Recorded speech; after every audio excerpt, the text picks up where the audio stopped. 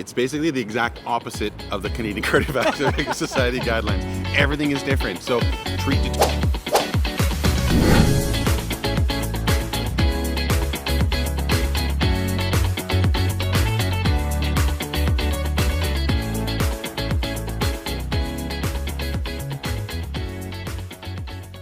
Welcome to CFP Distilled October 2023.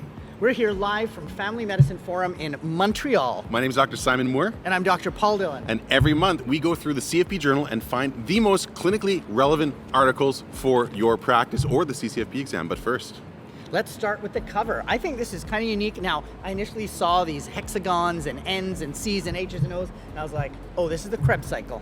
I thought so too, but in the description, it explains what we're actually looking at is a family doctor walking through a statin molecule, something we do every day in our clinic. He's following the lines on an ECG.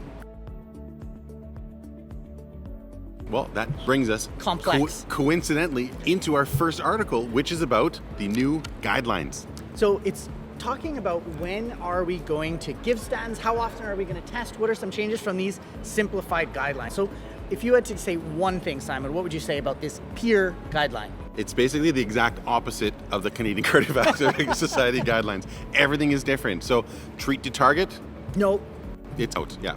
CCS guidelines say recheck, sometimes even every year if people are high risk. And how often should we recheck people's cholesterol levels? So this is game-changing in some ways from what I see in certain practices and even what I've done for some of my patients. And I think having this guideline actually helps in decreasing that repeat testing when you're not going to change management. Patient on a statin, you've made that decision 10 years before you test it again, or maybe 5 in Exactly, yeah. cases. So they got a wonderful flow chart. We'll put that up on the screen showing the flow chart, and it shows you exactly how in primary prevention often to check. And if they're low risk, it says every 5 to 10 years. 5 to 10 years. So that's great. So less testing, less resource intensive, both from a financial standpoint and on our patients. And a great thing on that same form in the corner is a QR code with a great risk calculator that they've done as well. A couple of other things that are fantastic here. All those word salad testing that the cardiologists are doing, we don't recommend them. There's not enough evidence for them. Yeah, so that's your lipoprotein A, the ApoB, and CAC, coronary calcium scores. It's not recommending those. Now, I think in practice patterns might differ a little bit in different places. You might still be doing it, but as a family doctor, we're not using those to risk score our patients. Yeah, if you see a cardiologist ordering a coronary calcium score, maybe the patient's asymptomatic, 10 to 20% Framingham risk or cardiovascular risk, and they're over 40 years old, your cardiologist might order it. Don't feel guilty if you're not ordering them for your patients. The evidence isn't really there yet. We're not using them as screening tests is the bottom line. Exactly. One final point from this article, what if your patient has muscle pain after a statin? It actually addresses that in the guideline. So yeah, things have been different with this. People have tried to change statins or say stop statins. What would you do according to this article?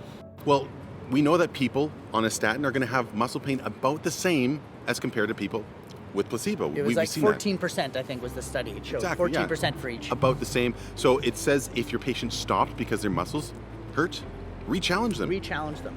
Go for another run. Yeah, and I can think of some particular patients who are particularly re-challenging in clinic that I would want to help them out, reducing the cardiovascular risk, if you get my drift. So yeah, so statin re-challenge, those are the two key words. And then we're gonna remember as well that 5 to 10 years. So that's, you're gonna have some difficult discussions with some patients who are gonna come in and say, aren't we checking my cholesterol again? I used to do it every year. You'd say you don't need to, you're on the treatment already. Exactly, and one final note about why are these guidelines so different from the CCS? Which you're gonna tell me? No, I'm not gonna disclose that because of my disclosures. Isn't there some big deal about disclosures? So a lot of the people who are on the CCS guidelines have pharmaceutical disclosures, but to be an author on these simplified guidelines. Yeah. We met some of them today that were involved in this guideline, and I really like them. Lots of different provincial colleges are involved in this. I think Alberta, OCFP as well.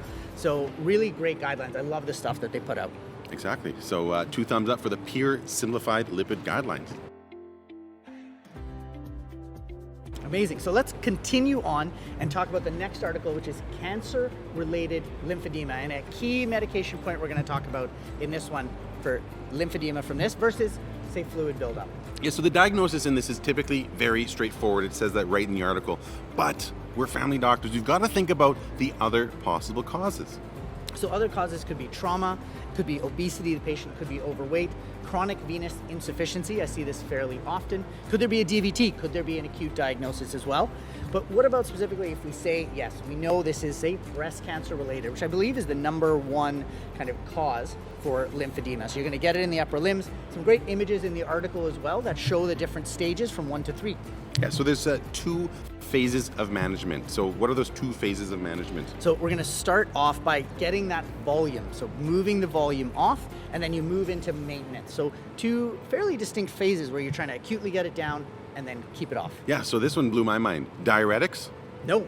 No, we do not use diuretics in that initial volume reduction phase for treating cancer-related lymphedema. Yeah, and it comes back to basic physiology, the stuff that you didn't do well in med school. Thanks a lot, yeah. But so what do we actually do for volume reduction phase? And this can take 2 to 6 weeks, so a great piece of advice to the patient. This is not going to be quick like Lasix in 6 hours. So compression therapy you're going to start with, weight management, physical activity, and that would be 2 different lines if you were writing the exam.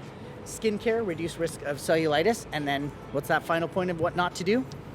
Do not give diuretics. So, a fantastic article and really, really useful tool to facilitate your compression therapy prescription. We'll put that up on the screen as well. Love it when these clinical articles have got practical pearls for my practice. Beautiful. So let's continue on, dive into, this is one of the interesting ones, and I'm going to have to do a deeper dive into the research on this one, but a flu shot that prevents death after MIs. Absolutely, yeah. So this is the second time it's come up in the CFP journal this year, but we found that if you give somebody a flu shot, that golden window, 30 days after an MI, what happens? What happens? You could save 2 people from cardiovascular events and 2 people from dying at 1 year versus placebo. Exactly. So maybe vaccines are good. Maybe they could be good. Side effects from vaccines. That's why we're giving away a ribbon to put on people's FMF name badges at our booth. That we got this custom printed. It says "Vaccines cause A adults." horrible side effect of vaccines, adulthood. So yeah, really useful study. They talk about meta-analyses where this evidence is quite apparent over thousands of patients. We know that you're going to save lives if you give people the flu shot after they've had an MI. That's all straight from Family Medicine Forum. Come by the booth if you're here. If not, hopefully we'll see you next year. And if not, we'll see you next month on the next edition of CFP Distilled.